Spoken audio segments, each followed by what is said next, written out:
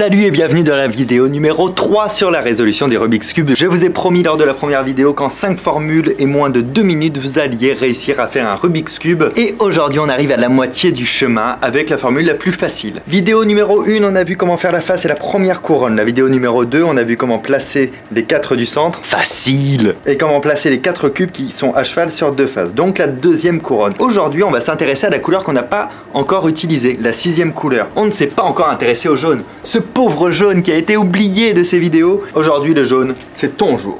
Notre but à ce stade de l'évolution, une fois qu'on a fini la deuxième couronne, c'est de créer une croix avec la 6e couleur. Donc là une croix jaune. Donc une croix jaune dans ce Rubik's Cube. On a besoin que d'une seule formule pour ça, c'est DHA inversé, HAD. Soit droite inversée, haut inversé, avant inversé.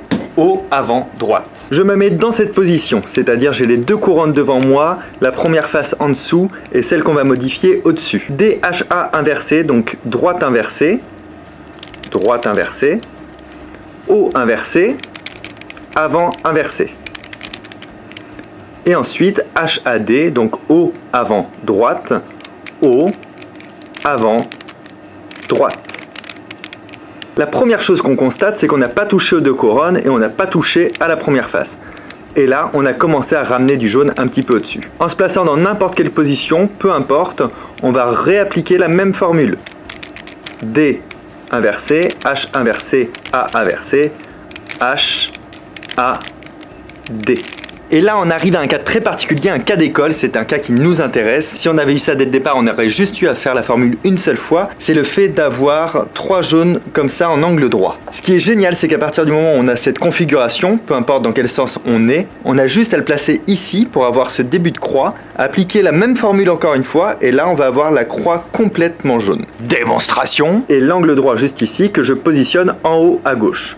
Je réapplique la formule, D inversé, haut inversé, avant inversé, haut, avant et droite. Et je viens de positionner ma croix jaune. Les deux lignes centrales sont bien jaunes, elles sont bien positionnées, c'est parfait. Si j'avais eu cette forme là dès le départ, j'aurais juste à faire la formule une seule fois et j'aurais récupéré la croix instantanément. D'ailleurs là dans l'exemple on a fait 3 fois la formule, c'est un exemple volontaire pour que vous me voyez bien la faire, mais c'est rare que vous ayez à l'appliquer plus de 2 fois. Et bien c'est tout pour aujourd'hui, c'est juste ça, il suffisait juste de savoir ça pour pouvoir faire la formule DHA inversé, HAD, ça permet d'obtenir la croix en l'appliquant 1 fois, 2 fois, 3 fois grand maximum. Il me reste plus que 3 étapes à vous apprendre et 2 formules et vous saurez enfin résoudre un Rubik's Cube. On approche du but les amis. Jusqu'à demain, vous pouvez vous entraîner à casser le Rubik's Cube en entier pour refaire la face, première couronne, deuxième couronne et la croix. Il ne reste plus que 8 cubes à bien positionner. Demain, je vous apprends à en faire la moitié, 4 sur les 8. Donc entraînez-vous bien. Rendez-vous demain à 17 h pour le prochain Mental Vlog. Ciao!